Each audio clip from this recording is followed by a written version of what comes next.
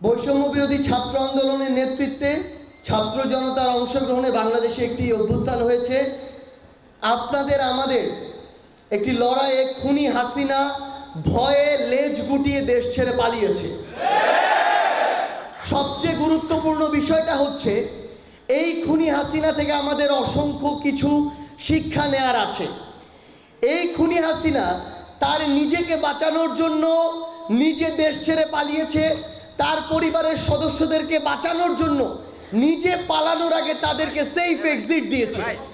কিন্তু এই খুনি হাসিনা এই বাংলাদেশে আওয়ামী লীগ, ছাত্রলীগ, যুবলীগ যে নামেই হোক না কেন, যাদেরকে নেতাকর্মী হিসেবে মাঠ পর্যায় থেকে শুরু করে বিভিন্ন পর্যায়ে ব্যবহার করেছে, তাদেরকে শুধুমাত্র টিস্যুর মতো ব্যবহার করেছে আর বিপদে এভাবে রাস্তাঘাটে ফেলে পালিয়ে চলে গেছে। সবচেয়ে গুরুত্বপূর্ণ বিষয় হচ্ছে এই নেতা কর্মীদের একটা শিক্ষা নেওয়ার বিষয় আছে।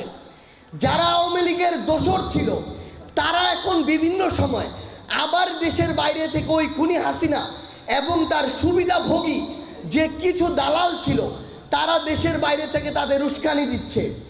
এই উস্কানিতে আবার যদি এতদিন ধরে যারা তার কথায় ব্যবহার হয়ে এসেছে তারা যদি মাঠে নামে, আলটিমেটলি বিভিন্ন অন্যায় অপকর্মের কারণে তারা গ্রেফতার হবে। কিন্তু ওই এসি রুমে বসে খুনি হাসিনারা মোদি সহ বিভিন্ন ক্ষমতাসীনদের পায়ের তলে পড়ে থাকবে আর নিজের সুবিধাগুলো আদায় করে নিবে। তাহলে আওয়ামী লীগ, ছাত্রলীগ, যুবলীগের এই মাঠ পর্যায়ে যারা নেতাকর্মী ছিলেন তাদের এখান থেকে শিক্ষা নেওয়া উচিত যে কোন নেতা বা নেত্রীর পিছনে আপনি ছুটবেন আর আগামীর বাংলাদেশে কাদের পিছনে আপনি দাঁড়াবেন। বলা হয়েছে এবছরের শেষ অর্থাৎ ডিসেম্বর অথবা তারপরের কয়েক মাসের মধ্যে। তো আমরা আমাদের জায়গা থেকে একটা জিনিস বলি, ছাত্র জনতা ক্ষমতামুখী না। ক্ষমতামুখী যদি হতো 5ই আগস্টে ছাত্র জনতা যদি নির্ধারণ করত এই ছাত্র জনতাই সরকার গঠন করবে, বাংলাদেশের কোন রাজনৈতিক দলের তার বিপক্ষে গিয়ে কথা বলার মতো স্পর্ধা ছিল না। কিন্তু আমরা ওই 5ই আগস্টে বিজয় নিশ্চিত হওয়ার সাথে সাথে বাংলাদেশের সকল রাজনৈতিক দলের প্রধানদের সাথে কথা বলেছি। আমরা এই অভ্যুত্থানে ফ্যাসিস্ট বিরোধী আন্দোলনের যত অংশীদার ছিল সবার সাথে কথা বলেছি। সবার মতামতের ভিত্তিতে এই উপদেষ্টা মণ্ডলী হয়েছে। তাই আমরা এখনো আমাদের জায়গা থেকে ক্ষমতাকে দেখছি না, আমরা জনতাকে দেখছি।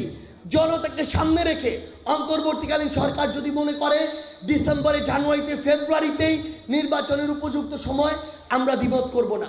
কিন্তু আমরা স্পষ্ট করে একটা কথা বলি, যদি এই নির্বাচনটিকে যে কোনো শক্তি, যে কোনো পক্ষ, যে কোনো গোষ্ঠী এই নির্বাচনকে সামনে রেখে বিন্দুমাত্র ক্ষমতার অপব্যবহার করার চিন্তা করে, বিন্দুমাত্র প্রভাবিত করার চেষ্টা করে যে কোনো বাংলাদেশের একটি সেন্টারে, তাহলে ওই সেন্টারটি হবে আমাদের পাল্টা আরেকটি অভ্যুত্থানের ক্ষেত্র।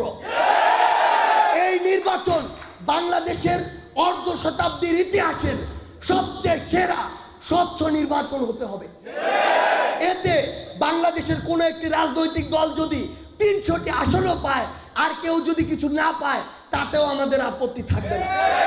কিন্তু স্পষ্ট কথা, এই অভ্যুত্থানের আকাঙ্ক্ষাকে সামনে রেখে এই নির্বাচনটি হতে হবে। দৃষ্ট করে একটা কথা বলি, শুধু ছাত্রদের নিয়ে রাজনৈতিক দল হচ্ছে না, বাংলাদেশে একটি নতুন রাজনৈতিক দল হচ্ছে ফ্যাসিস্ট বিরোধী। যে কোনো দলের, যে কোনো মতের, যে কোনো ধর্মের, বয়সের, শ্রেণীর মানুষের জন্য এই দল সবসময় উন্মুক্ত থাকবে।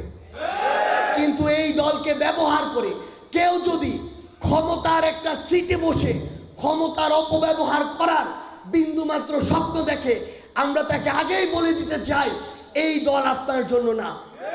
এই দল হবে আগামীর বাংলাদেশের জন্য, জনগণের জন্য। এই দল হবে জনগণপন্থী, বাংলাদেশপন্থী। যে কোনো যারা দেশের বাইরে এবং দেশের ভিতর থেকে আমাদের উপরে বিভিন্নভাবে ক্ষমতার আগ্রাসন চালাতে চায়, এই দল হবে সেই আগ্রাসন বিরোধী। এই দল বাংলাদেশে মধ্যম পন্থায় রাজনীতি করবে। এই দল জনগণ। আমাদের এখন সবচেয়ে গুরুত্বপূর্ণ কাজটি হচ্ছে নতুন দল গঠন করা। আমরা আমাদের জায়গা থেকে এই নতুন দলে আমাদের অভ্যুত্থানের অন্যতম সহযোদ্ধা নাহিদ ইসলামকে আমরা আমাদের জায়গা থেকে জানিয়েছি ওই ক্ষমতার চেয়ার থেকে জনতার চেয়ারে এসে গুরুত্বপূর্ণ একটি দায়িত্ব নেওয়ার জন্য। এবং আপনাদেরকে স্পষ্ট করে বলি, মিডিয়া থেকে শুরু করে বিভিন্ন জায়গায় এমন অনেক মহল রয়েছে যারা আমাদের মধ্যে বিভাজন ঘটানোর জন্য বিভিন্ন পদের বিপরীতে বিভিন্ন জনকে বসিয়ে বিভিন্ন রকমের তথ্য বা নিউজ ছড়াচ্ছেন। স্পষ্ট করে একটা কথা বলি, যে কোনো একটা নির্দিষ্ট পদের বিপরীতে এই নতুন দলে অভ্যুত্থানের কোনো যদি 20 জন সহযোদ্ধাও থাকে, তারপরও আমাদের ভিতরে মত পার্থক্য থাকতে পারে, কিন্তু দলের প্রশ্নে, দেশের প্রশ্নে আমাদের ভিতরে বিন্দু মাত্র বিভেদ হবে না। সবচেয়ে যোগ্য একজনকে ওই পদটিতে বসিয়ে বাকিরা হয় অন্য পদে যাবে, না হয় প্রয়োজন নেই। এখন প্রয়োজন হচ্ছে কাজ করা। আমরা শুধু একটি কথাই বলতে পারি, পদ আমাদের আগামীর বাংলাদেশ আমাদের পথ চলা নির্ধারণ করবে না, আমাদের কাজ নির্ধারণ করবে। বাংলাদেশের রাজনৈতিক দল অসংখ্য ছিল, কিন্তু খুনি হাসিনা এই ছাত্র জনতার নেতৃত্বে এই দেশ ছেড়ে পালিয়েছে। সো আমরা ঐক্যবদ্ধভাবে খুনি হাসিনাকে দেশ ছাড়া করতে আবারও প্রস্তুত। যাওয়ার আগে সোনারগাঁয়ে একসাথে আমরা সবাই একটু স্লোগান দিয়ে যেতে চাই। অভ্যুত্থানের স্লোগানগুলো আমরা একসাথে দিতে পারি? ঠিক আছে, আমরা আজকে স্লোগান দিয়ে যাচ্ছি, আরেকদিন স্লোগান দিয়ে আবার সোনারগাঁয়ে আমাদের যে যাত্রা সেটা শুনে দেশে যাবে অন্যায়, আবু সাইদ মুক্ত,